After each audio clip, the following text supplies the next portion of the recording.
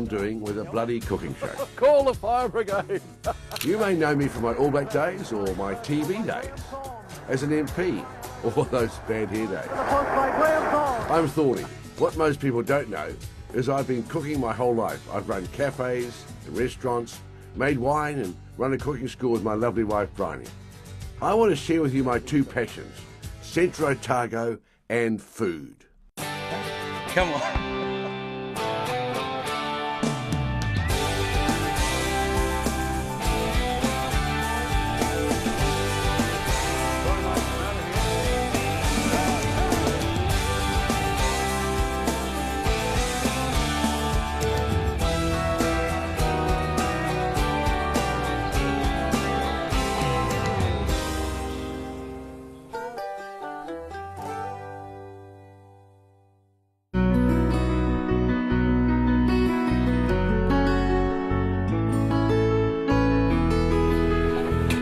Here in Bannockburn, these tailings torches' appearance is a stark reminder of man's never-ending quest for gold. It's also one of the few places I can walk my dogs without getting a bollocking. Amazingly, some of New Zealand's most precious produce thrives in these dry, arid conditions. My good Pommy mate, our resident chef and owner of award-winning Felton Road, Nigel Greening, had to come in search of gold.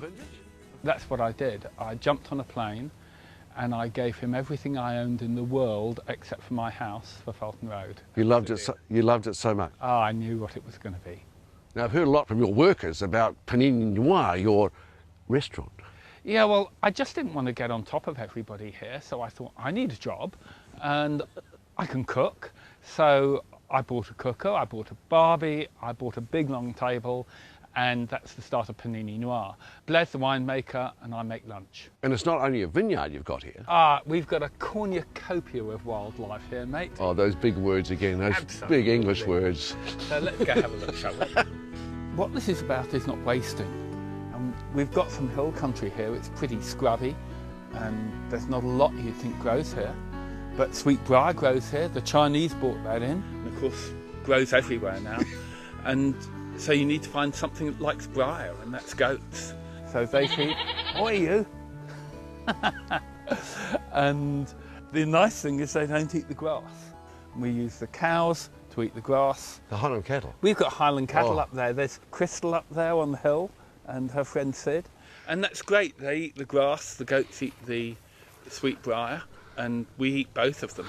It's a bit like I knew an old lady who swallowed a fly. Yeah, I mean, each tier can feed on the next, and it works through like that. Okay, well, look, Thorny, you take care of the goats, go give them a bit of breakfast, and I'll go make some lunch.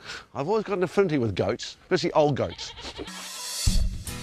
I love Nigel's style of cooking. He calls it cooking for vintage. Today it's goat tagine. Firstly, he browns the goat, adds a good glug of Felton Road Pinot Noir, and lets it reduce and thicken. Spices: turmeric, coriander, smoked paprika, cumin, a few cinnamon sticks, onions are frying. And he mixes in the spices.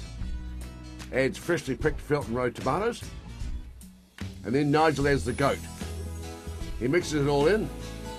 Oh, they need to invent smell-o-vision. Pine nuts for texture, and into the slow cooker. A jug of water, Centro Otago clover honey, then, Centro Otago apricots. I'm hungry already. I've got to be patient though. Time for roasted red peppers. Peppers in, cherry tomatoes, olives, feta, olive oil, and into the oven to roast. Now couscous. In goes boiled orange juice and butter. It's a bit like mixing cement couscous, but it's light and fluffy, pistachios, a mix of fresh coriander and mint, and Pinot Noir berries, as Nigel calls them. Onto one of Nigel's huge plates, with lightly fried lemons to top it off. Red peppers are roasted, and look at that, food for vintage. And right on time, the tagine is tagine. Greening, cuisining, and tagining. For the whole bunch, here's to Panini Noir. Panini Noir.